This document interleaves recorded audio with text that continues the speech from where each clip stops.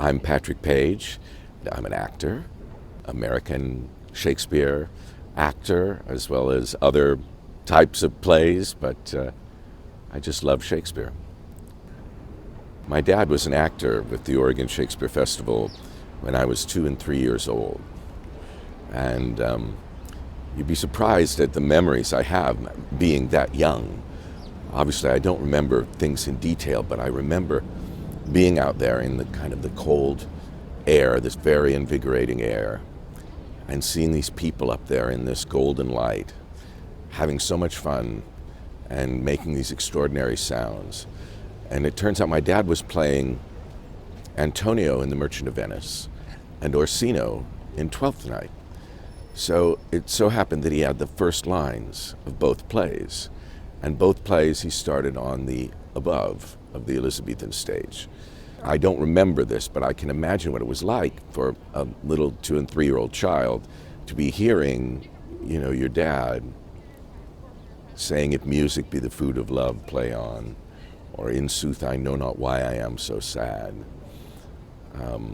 The great lines, even if you didn't know what they meant, the sounds themselves, those monosyllables, "In sooth, I know not why I am so sad," I think must have been very moving to me. Anyway, I never lost the bug. I would say that Shakespeare is my spiritual guide, my philosophical guide. I think we're just so unbelievably fortunate that this man decided to write plays, because he also happened to be one of history's greatest philosophers, greatest thinkers, but he did it in this form that we can participate in and sort of harness ourselves to. Well, look, there are the technical things and then there are the emotional and intellectual things. I think it takes tremendous curiosity about life, about human nature, because I think you have to, in a way, be as curious as Shakespeare was in order to engage with those questions. I think the Elizabethan accent was incredibly musical.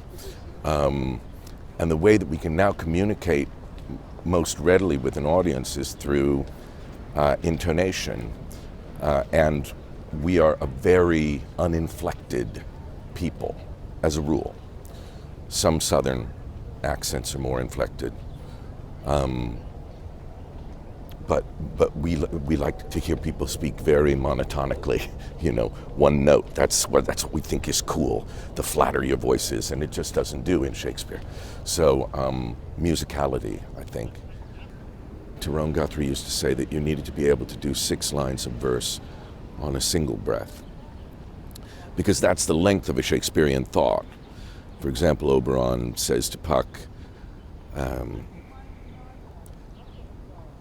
"Thou rememberest since once I sat upon a promontory and heard a mermaid on a dolphin's back, uttering such dulcet and harmonious breath that the rude sea grew civil at her song, and certain stars shot madly from their spheres to hear the sea maid's music."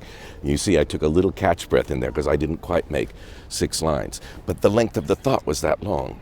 Now, you could chop it all up, as many people do, and it doesn't mean that you need to do 6 lines on a breath, but you ought to be able to. There's no way for me to pick a favorite section of Shakespeare's. So I kept thinking, well, what should I do? And I thought, well, maybe I'll do something that's self-contained, that can stand outside the play, and you don't need to know anything about, of course. And maybe something that people know, because sometimes it's fun to hear one that you know. So Jaques, and As You Like It, is in a constant argument with Duke Sr. about whether life is worth living or not worth living, and whether things are good or whether things are bad. And the Duke says at one point something about this wide universal theater, and of course Jaques immediately picks up on it and says, "All the world's a stage, and all the men and women merely players. They have their exits and their entrances, and one man in his time plays many parts, his acts being 7 ages. At first the infant, mewling and puking in the nurse's arms. Then the whining schoolboy with his satchel and shining morning face creeping like snail unwillingly to school. Then the lover, with sighs like furnace and a woeful ballad made to his mistress's eyebrow. Then the soldier, full of strange oaths, bearded like the pard, jealous in honor, sudden and quick in quarrel, seeking the bubble reputation even in the cannon's mouth. And then the justice, in fair round belly, with good cape on lined, with eyes severe, beard of formal cut, full of wise saws and modern instances, and so he plays his part.